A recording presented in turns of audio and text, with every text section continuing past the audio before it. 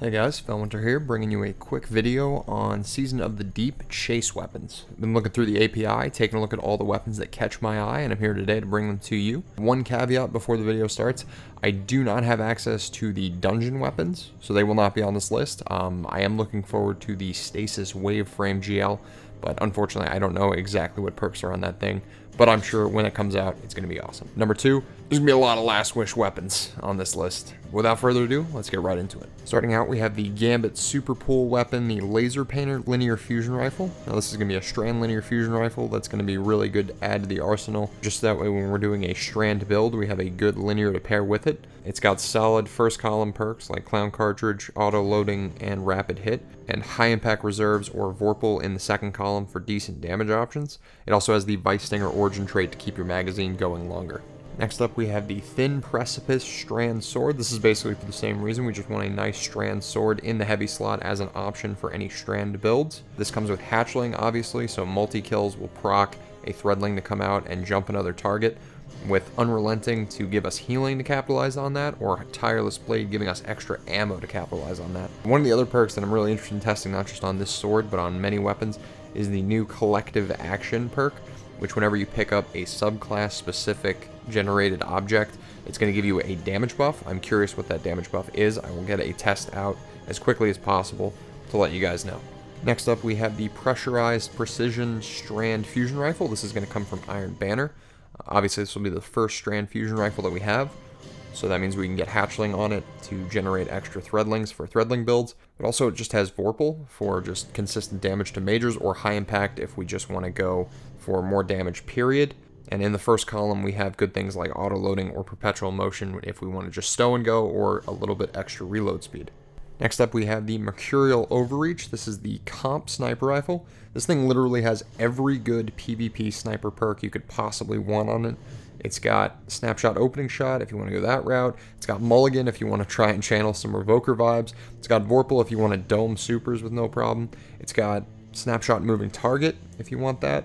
It's got Perfect Float for flinch resistance. It's got Elemental Capacitor for high handling on arc. So you have plenty of different options for god rolls to go for with this sniper rifle, and it's definitely worth doing your placement matches to get a few rolls under your belt.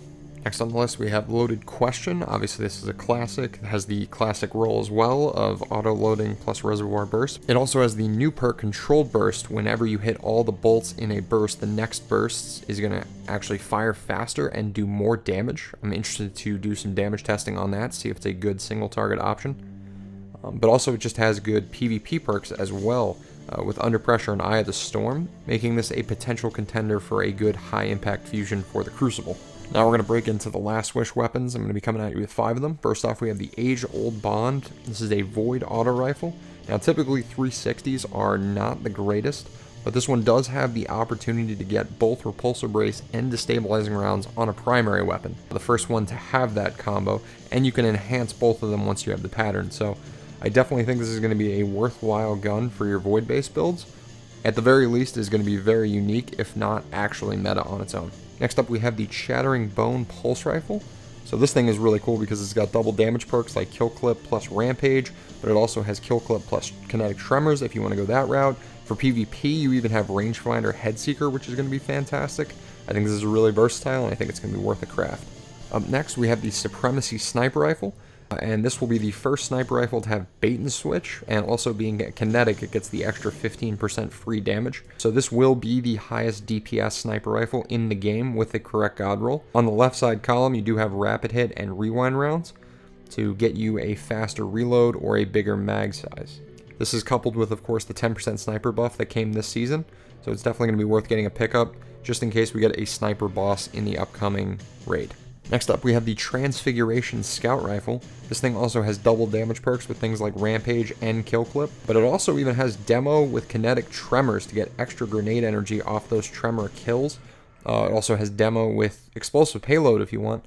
So you have a lot of different options on where to go with this thing. It does have some PvP utility as well, because Kill Clip plus Rampage will allow 4 2-tapping capabilities, which will give you an unbelievably fast TTK. Up until now, I haven't been putting these in a particular order for which ones I'm going to be chasing, but this is my number 1 pick right now, at the very least, and that's going to be Apex Predator. This solar rocket is looking to be the best solar rocket in the game. It's got reconstruction, which means it should have 2 rockets in the mag that auto-load themselves as soon as you stow it, and then also a new perk, Bipod, actually apparently doubles up those rockets, so we'll see if that actually has a stacking component, if we can get all the way to 4, or maybe just 3. Either way, I think this is going to be a really fun option. But even if Bipod is not that great, you do have Bait and Switch on a rocket, which again, it's just going to be a fat damage buff. It's going to make you do really, really good damage. Combining that with Reconstruction, you're just going to be able to do a lot of DPS with this thing. It's definitely going to be worth your time to get into Last Wish and pick up this weapon. And that'll wrap up the video, guys. 10 weapons that I'm looking forward to getting in Season of the Deep. Like I said, I don't have the dungeon weapons in front of me right now, but I'm sure they're going to be good too. There are also some other weapons I didn't mention here, weapons returning such as Spare Rations or Randy's Throwing Knife. They have interesting roles, but they're definitely not chase weapons for me. We have other weapons that kind of do what they do, and maybe even a little bit better. But the 10 I outlined here, they either do something very unique, or they do something better than all the other weapons that they compete with. So they're definitely worth your time to at least look into, possibly invest in. Anyway, with that being said, this is going to be Felwinter signing out, and I'll catch you guys in the next video.